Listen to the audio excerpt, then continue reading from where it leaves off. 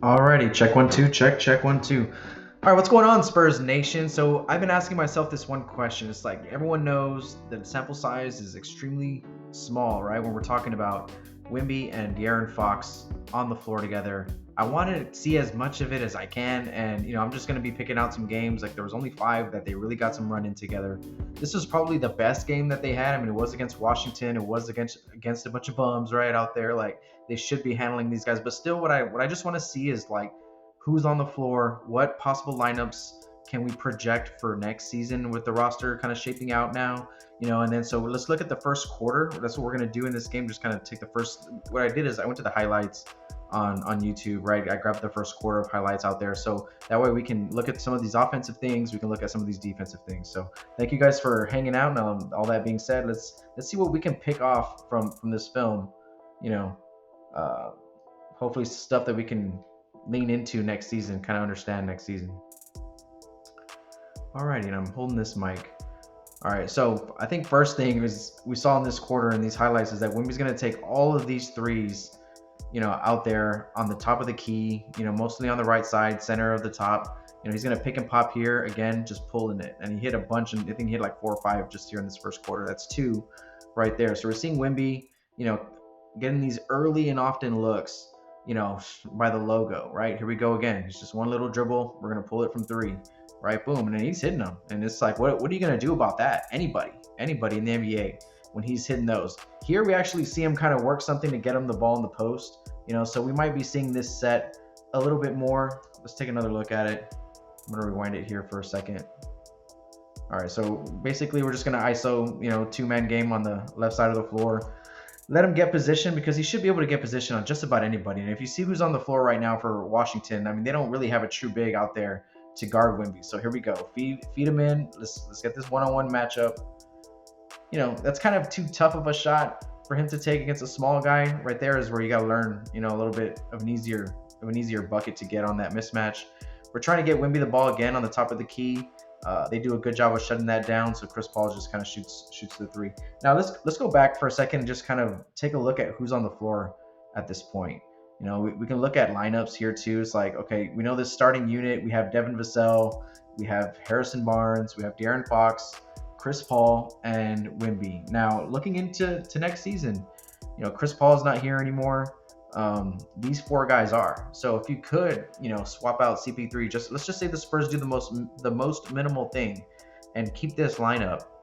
Who is it that you're going to sub out there? Is it a defensive, guy first like Jeremy Sohan, or is it a floor spacer like Julian Champagnie? Sure. Or maybe Castle's in that starting lineup. Is it, the rookie Dylan Harper? Are you going to throw him in there and fire, make him be that guy early on and have, kind of reduce his role? Because I think, obviously if he comes off the bench and gets a lot more time, kind of running the second unit, he's going to have more to work on versus, but if he's that good, I mean, maybe he's that good, or maybe they signed in someone unexpected there. But, that's a possible starting lineup, for the beginning of the season. Here we go. Okay, so all we see there is, Victor, just kind of sinking in to help, not really respecting that guy as a shooter. He knocks it down. Just got to make the adjustment next time, make him hit 1 or 2. And here goes Wemby again, says, I got this. There is already like the 4th, 5th 3 already. Let's talk about this lineup. Let's talk about this play right here. I think this play is very telling to what the difference is going to be for the Spurs. One of these big differences, is these 2 plays here. First off, let's take a look at who's on the floor. You got Castle, Champagnie, right? You have Keldon Johnson, Sohan probably playing the 5 with Fox. No big man in sight. All you have to do is get by one guy and you're getting layups, right?